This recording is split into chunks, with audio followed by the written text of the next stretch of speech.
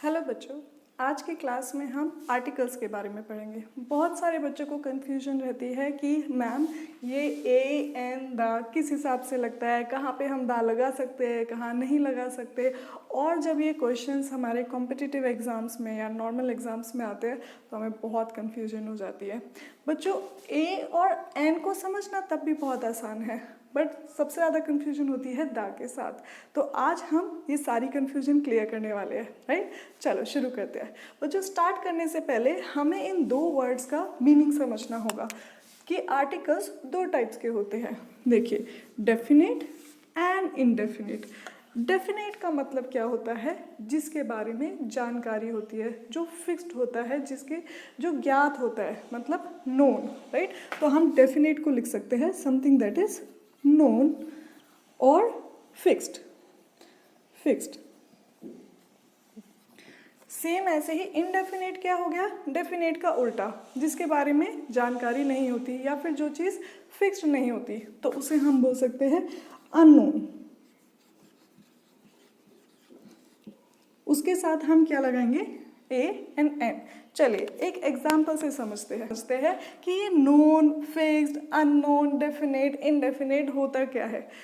मान लेते हैं आपको एक बैग मिला है, जिस बैग के अंदर बहुत सारे कॉइन्स हैं। अब आप यही बात अपने दोस्त को बता रहे हो, तो आप ऐसे बोलोगे, आई सॉ अ बैग। अभी तक इस बैग के बारे में आपके दोस्त को कोई जानकारी नहीं थी, तो आपने क्या बोला? I saw a bag. क्यों? क्योंकि वो बैग कोई खास नहीं है, उसके बारे में आपके दोस्त को कोई जानकारी नहीं है। लेकिन सेकंड सेंटेंस में, क्योंकि पहले आपने अभी बता दिया, उस बात का जिक्र हो चुका है उस बैग का, अब सेकंड सेंटेंस में आप क्या बोलोगे?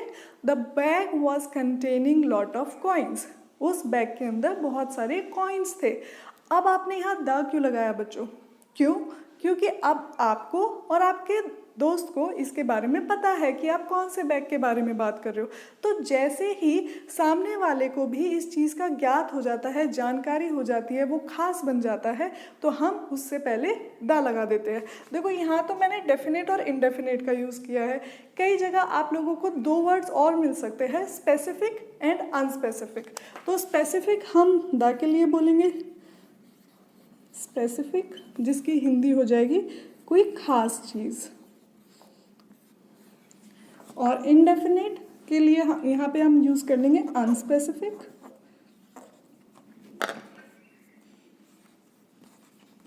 अनस्पेसिफिक को हम बोल देंगे कोई भी साधारण।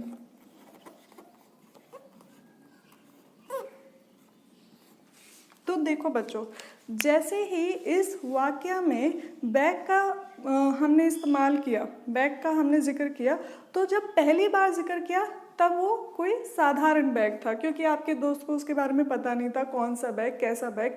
लेकिन जैसे ही उसका जिक्र हो गया तो वो खास हो गया। अब एक स्पेसिफिक, एक खास बैग की बात हो रही है जो मैंने पहले देखा हुआ है, ठीक है, उसके बारे में पहले से नॉलेज है, वो नोन है, वो डेफिनेट है, वो फिक्स्ड है, ठीक है। अगर वो मैंने पहले नहीं देखा होता, मैं डायरेक्टली बोलती द बैग कंटेन्ड कॉइन्स। अब आपका दोस्त बोलेगा कौन सा बैग, कैसा बैग, मुझे तो नहीं पता आप कौन से बैग की बात कर रहे हो। लेकिन जब मैंने उसका पहले जिक्र कर दिया है, I saw a bag yesterday, मैंने कल एक बैग देखा, and the bag was containing lot of coins, तो उस बैग के अंदर बहुत सारे कॉइन्स थे। तो अब आपके दोस्त को पहले से पता हो गया कि इस बैग की बात हो रही है जो तुमने पहले देख लिया है, कल देख लिया है। तो बच्चों, इन्हीं 4 वर्ड से आप आर्टिकल्स को मेन समझ सकते हो कि जो चीज़ स्पेसिफिक है, खास है, हम उसके साथ दा लगा देंगे, ठीक है। और जो चीज़ साधारण है, जो नॉर्मल है या फिर अननोन है, जिसके बारे में पता नहीं है, जैसे फर्स्ट सेंटेंस में मैंने बोला था आई सॉ अ बैग, मैंने एक बैग देखा, क्योंकि उस बैग के बारे में ज़्यादा पता नहीं था, कुछ भी नहीं पता था आपके दोस्त को, सुनने वाले को, तो हमने क्या लगाया? ए, राइट। इसी तरह से हमें समझना है। आई होप आपको द, डेफिनेट एंड इनडेफिनेट में कन्फ्यूजन क्लियर हो गई हो। अभी हम समझते हैं कि ये ए एंड एन स्पेशली कहाँ कहाँ लग सकते हैं। ए जो है हमारा हमेशा कॉन्सोनेंट्स के साथ लगेगा। अब ये कॉन्सोनेंट्स क्या होता है और वोवेल्स क्या होता है?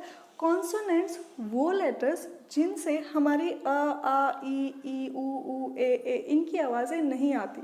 फॉर एग्जाम्पल BCDFH इस तरह के लेटर्स, ठीक है। तो हमारे इंग्लिश में जो अल्फ़ाबेट्स है वो 21 क्या है, कॉन्सोनेंट्स है, और वोवल्स क्या है बच्चों, 5 वोवल्स है, ठीक है।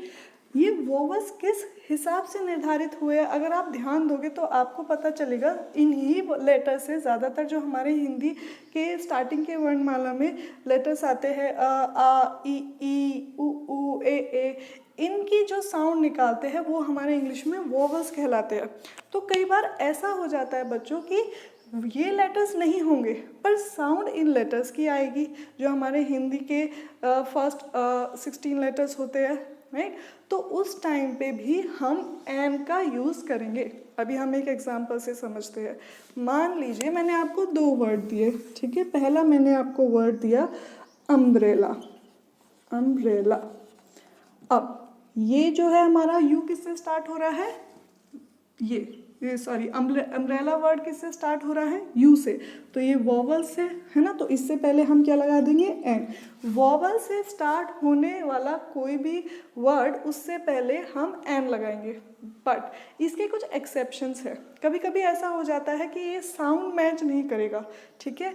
जो वर्ड यहाँ पे अम्ब्रेला है इसमें पहले किसकी साउंड आ रही है, अम्ब्रेला। लेकिन अभी हम एक और एग्जाम्पल लेते हैं, यूनिफॉर्म, यूनिफॉर्म। इसमें साउंड किसकी आ रही है, पहले इसमें साउंड आ रही है या की, तो इससे पहले हम ए लगाएंगे।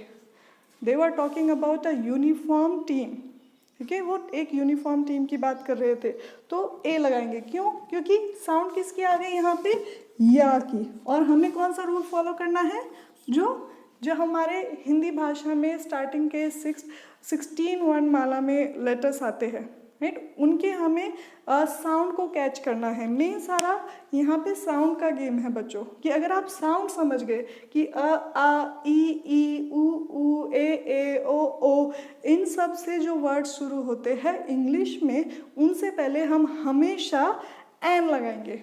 ये हमेशा हम उससे पहले एन लगाएंगे, ठीक है। अदरवाइज बाकी के जितने भी सारे बचे हुए वर्ड्स हैं जो कॉन्सोनेंट लेटर्स होते हैं उनसे जो शुरू होंगे उससे पहले हम लगा देंगे ए, ठीक है। जो मैंने आपको पहले 3 रूल्स समझाए थे, आप उन रूल से स्टिक करोगे कि हमारा सिंगुलर होना चाहिए, इंडेफिनिट होना चाहिए एंड अनस्पेसिफिक होना चाहिए। अगर वो तीनों रूल्स सेटिस्फाइड है एंड ये भी आप लोगों को इसका पता चल गया कि कॉन्सोनेंट है या वोवल है, तो आप ए एन एन आराम से लगा सकते हैं। Okay, let us understand with few more examples. Okay, let us see the first example here. She was talking about dash X-ray machine. Now, you have to pay attention on the sound of this letter.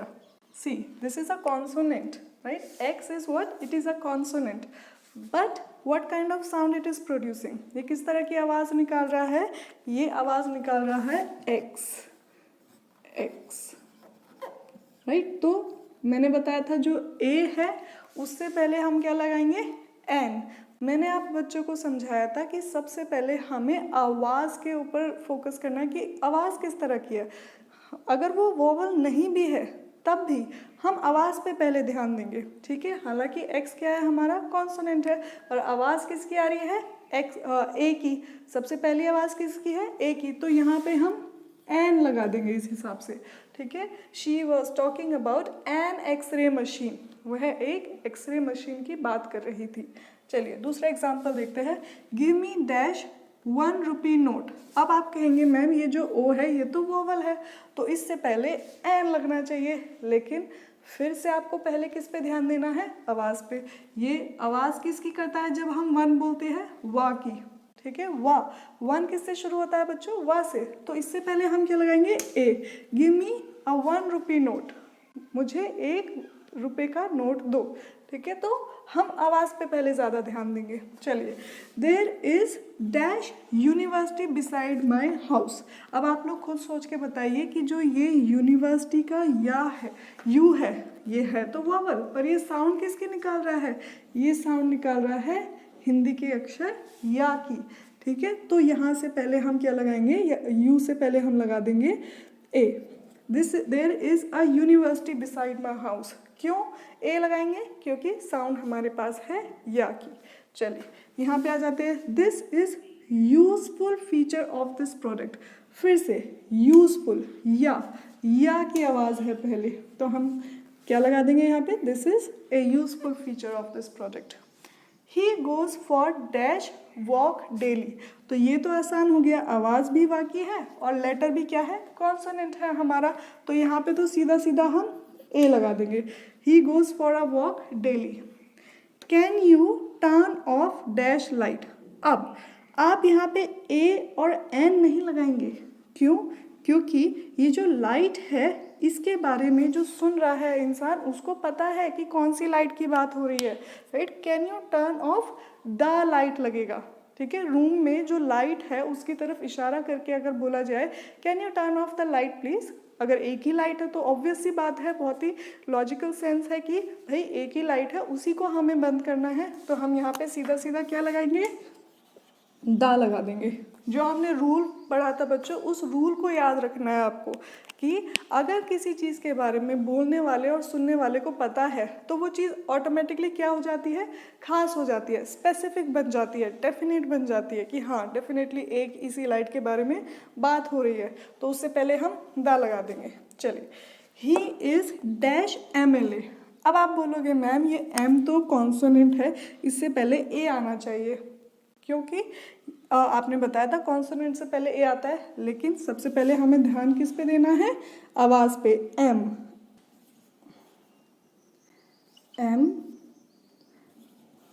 L A, ठीक है। तो हमारा सबसे पहला अक्षर क्या आ गया, फिर से ए, तो यहाँ से इससे पहले हम क्या लगा देंगे, एन। सेम ऐसे ही अब आप ये लास्ट वाला आप लोग खुद सोचिए कि यहाँ पे क्या लगेगा, आवाज़ किसकी है, LLB एल, तो इससे पहले क्या लगेगा ये आप मुझे कमेंट सेक्शन में लिखकर बताना। जो अभी आपने ए एंड एम तो समझ लिया, अब हम दा को समझेंगे कि ऐसी कौन सी और जगहें हैं जहाँ पे कोई चीज़ के बारे में पहले से किसी को नॉलेज हो या ना हो पर फिर भी हम दा लगाते हैं। बच्चों अगर आप ज़्यादा ध्यान से सोचोगे तो आपको पता चलेगा एक्चुअली इन सभी के बारे में पहले से सभी को नेचुरली नॉलेज होती ही है, तभी हम दा लगाते हैं। ओके चलो हम एक एक एग्जांपल देखते हैं। वो चीज़ इम्पॉर्टेंट होनी चाहिए कन्वर्सेशन में। अगर कोई चीज़ आप खुद से किसी चीज़ को इम्पोर्टेंस देना चाहते हो, चाहे वो चीज़ कुछ बहुत मामूली भी हो, तब भी आप दा लगा सकते हो। मान लीजिए आप एक रेस्टोरेंट में हैं और आप अपने दोस्त से बोल रहे हैं कि hand me the glass of juice, है ना। तो जो वो ग्लास ऑफ जूस है वो आपके लिए कोई मामूली नहीं है, उसमें कोई आप बहुत ख़ास चीज़ है जो आप बताना चाहते हो, वो ग्लास ऑफ जूस मुझे दो जो मेरे लिए खास है, तो आपने उसको इम्पोर्टेंस दे दी, ठीक है। अब आपके दोस्त को भी उस ग्लास के बारे में पहले से पता है, इसीलिए हमने उसे स्पेसिफिक भी बोल दिया। अब यहाँ पे किसी भी चीज़ को जब आप इम्पोर्टेंस देना चाहते हो, खास बनाना चाहते हो, स्पेसिफिक बनाना चाहते हो, तो हम दा का प्रयोग करेंगे। ओके, कंपैरेटिव डिग्री, जहाँ पे भी कंपेयर किया जाता है कि स्ट्रॉन्ग से स्ट्रॉन्गर या फिर स्ट्रॉन्गेस्ट, ठीक है, सुपरलेटिव डिग्री भी इसमें आएगा, ठीक है। He is the stronger of the two, वो उन दोनों में से ज़्यादा स्ट्रॉन्ग है, तो कंपेयर किया जाता है जब भी, तो हम दा लगाते हैं उससे पहले। पार्ट्स ऑफ द बॉडी, जब भी किसी बॉडी के पार्ट के बारे में बात होगी, अभी आप जितने भी यहाँ पे एग्जांपल्स देखोगे कि दा का और कहाँ कहाँ यूज़ होता है, आप लोग नोटिस करना कि इन सभी चीज़ों के बारे में लोगों को मोस्टली ऑलरेडी नॉलेज होती ही है, ठीक है। तभी वो मैंने क्या बोला था कि डेफिनेट है, नोन है, कि सामने वाले को भी पता है, आपको भी पता है। तो यहाँ पे he was bounded in the arm, जब भी हम बॉडी पार्ट की बात करेंगे तो हम वहाँ पे क्या लगा देंगे, दा लगा देंगे उससे पहले। सुपरलेटिव डिग्री, जैसे कंपेरेटिव डिग्री थी नॉर्मल स्ट्रॉन्गर, तो सुपरलेटिव से भी पहले हम दा लगाएंगे। She is the most beautiful girl. Specific singular noun, कोई भी ऐसा सिंगुलर नाउन जो स्पेसिफिक है, मान लीजिए यहाँ पे बात हो रही है the dog is a faithful animal. अब एनिमल में हमने एक स्पेसिफिक एनिमल की बात कर रहे हैं, यहाँ पे डॉग। कौन सा एनिमल फेथफुल है, डॉग, सो इससे पहले क्या लग जाएगा, the dog is a faithful animal. Unique, कोई चीज़ अगर यूनिक है तो उससे पहले भी दा लगेगा। The earth revolves around the sun, अब बहुत सारी पृथ्वी तो नहीं है, यूनिक है ना हमारी पृथ्वी, तो इससे पहले उससे इसलिए अर्थ से पहले हम क्या लगाएंगे, द। अगर किसी पोस्ट की बात हो रही है, this decision is taken by the prime minister, तो प्राइम मिनिस्टर क्या है, यहाँ पे एक पोस्ट है, तो उससे पहले हम क्या लगा देंगे, द। किसी प्रोफेशन की बात हो रही है, do you like the teaching job, तो टीचिंग क्या है, एक प्रोफेशन है, तो उससे पहले द लगाएंगे। बच्चों इसी तरह के और भी बहुत सारे एग्जाम्पल्स होते हैं और जहाँ पे हम द लगा सकते हैं, ए और एन लगा सकते हैं। इसके लिए हमें एक अलग से बहुत बड़ी लिस्ट पढ़नी पड़ेगी, राइट। तो I am going to share that list with you soon. अभी अगर आप लोगों को ये वीडियो अच्छा लगा हो और आप चाहते हैं आर्टिकल्स का एक और पार्ट आए जिसमें और भी ज़्यादा डिटेल में मैं एक एक पॉइंट को कवर करूं, तो please let me know in the comment section. And अगर आपको आज का ये वीडियो अच्छा लगा हो तो please like, share and comment, और देखते रहिए हमारी वीडियोस को, फॉलो कीजिए हमें अगर आप चाहते हैं और भी इसी तरह का कंटेंट आपको जल्दी जल्दी मिलता रहे। Thank you so much.